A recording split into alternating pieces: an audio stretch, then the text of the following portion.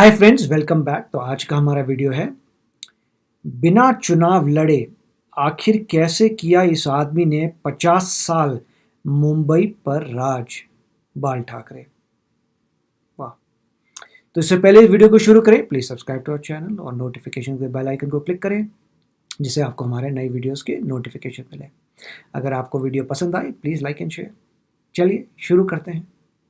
आज हम बात करेंगे एक ऐसे आदमी की जो खुलेआम धमकी देता था, एक ऐसे आदमी की जो मुंबई को देश की राजधानी बनाना चाहता था, एक ऐसे आदमी की जिसके दरबार में विरोधी भी हाजिरी लगाने आते थे। इनका नाम था बाला साहेब ठाकरे। लेकिन बाल ठाकरे का बचपन का नाम बाल केशव ठाकरे था, जो समय के साथ साथ बाला साहेब ठाकरे बन गया। बाल ठाकरे को हिंदू हृदय सम्राट भी कहा जाता है। इनका बिना देखे भाषण देना लोगों को इतना भाता था कि इनका भाषण सुनने लाखों की भीड़ जमा हुआ करती थी। बाल ठाकरे एक मशहूर क्रांतिकारी कार्टूनिस्ट थे। 1950 के दशक में टाइम्स ऑफ इंडिया के संडे एडिशन में इनके ही कार्टून छपा करते थे। 10 साल ये काम करने के बाद 1960 में उन्होंने इस नौकरी को छोड़ दिया था। बाल ठाकरे चांदी के सिंहासन पर बैठने के शौकीन थे। इनके दरबार में विरोधी भी हाजिरी लगाया करते थे। बाल ठाकरे ने शिवाजी पार्क में 19 जून 1966 को नारियल फोड़कर शिवसेना पार्टी बनाई थी।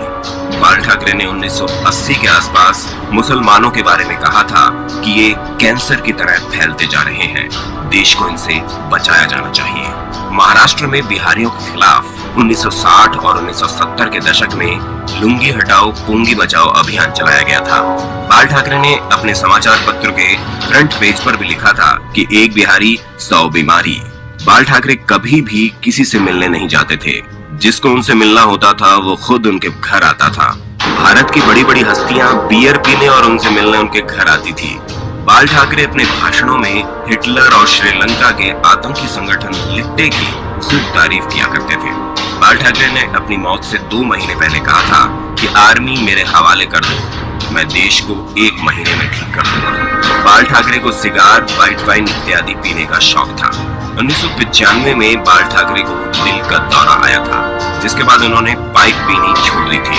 1992 में बाबरी मस्जिद गिरा दी गई। इसके बाद जब बाल ठाकरे से आपकी अदालत शो में पूछा गया क्या ये काम शिव सैनिकों ने किया है, तो उनका ये कहना था कि यदि ये काम शिव सैनिकों ने किया है तो ये गर्व की बात है।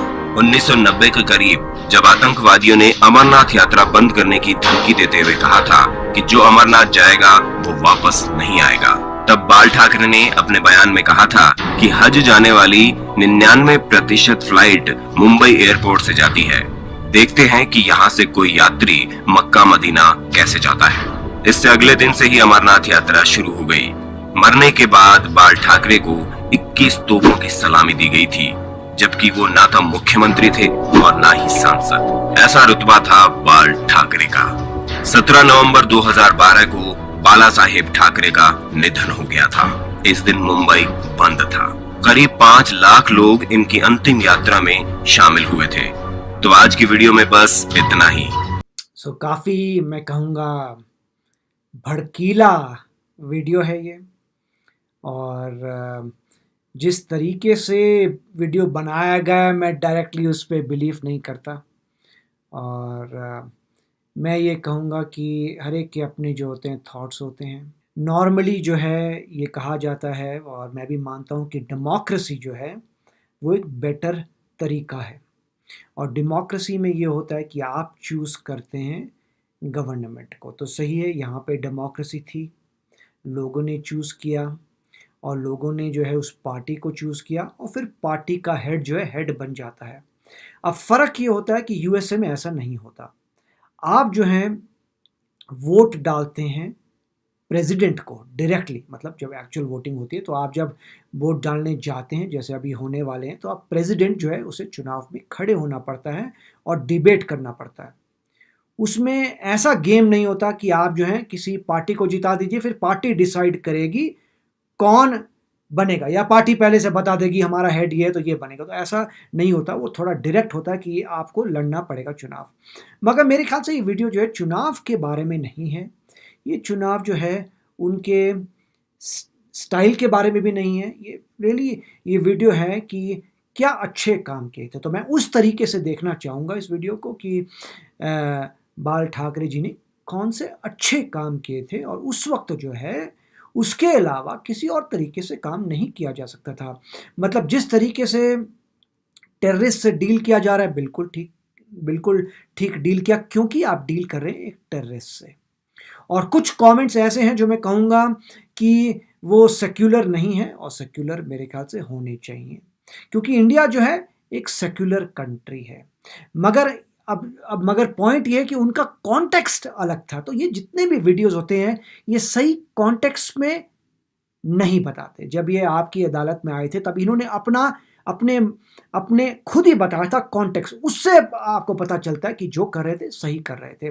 तो काफ़ी वीडियोस, जैसे इन्होंने बोला कि उन्होंने मुस्लिम्स के बारे में कुछ कहा, किस कॉन्टेक्स्ट में कहा, वो बहुत इंपॉर्टेंट है। अगर आप उनका कॉन्टेक्स्ट उन्हीं से पूछेंगे तो आपको भी लॉजिकल लगेगा, हाँ जी ठीक है, उन्होंने उस तरीके के कॉन्टेक्स्ट में ठीक कहा था। तो कॉन्टेक्स्ट बहुत ज़रूरी होता है। और आजकल के वर्ल्ड में बहुत बार देखा गया है कि लोग कुछ भी बोलते हैं तो आप उस खबर को छाप देते हैं बिना देखे वो इंसान जो है किस बारे में बात कर रहा था।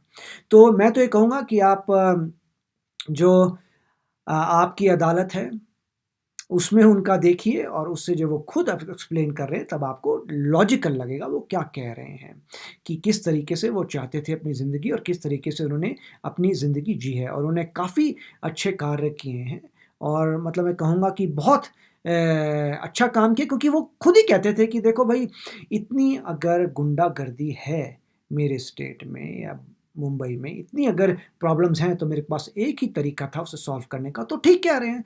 तो उनकी अगर पूरा देखें तो इट इज़ वेरी लॉजिकल।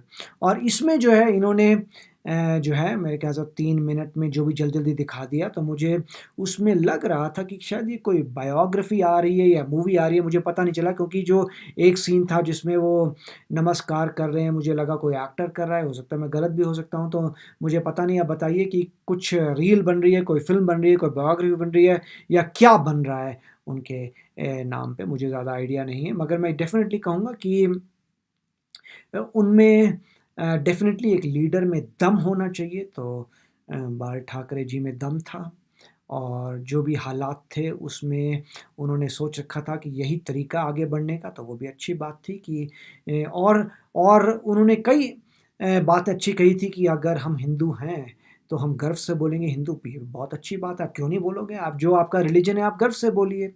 तो उस समय कुछ लग रहा था, जैसे वो उन्होंने कहा था एक बार कि आज हिंदू को अपने आप को हिंदू बोलने में शर्म आती है। अगर ऐसा उस समय हो रहा था तो गलत बात है, आपको शर्म नहीं आनी चाहिए, जो आपका रिलीजन है। हम यूएस में बैठे शर्माते नहीं है, तो आप इंडिया में बैठे क्या शर्माएंगे।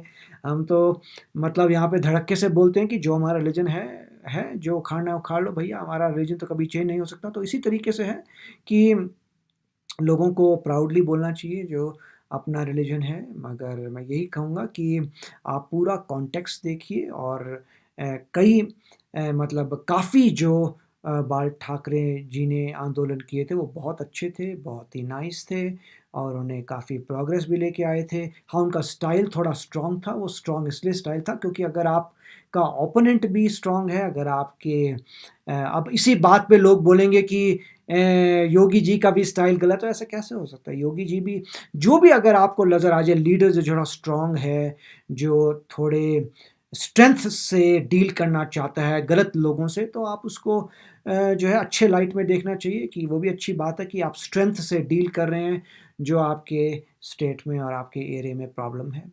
और तो काफ़ी अच्छा वीडियो था। और उसके बाद जो है अगले वीडियो में फिर मिलेंगे आपसे। Thank you, bye bye.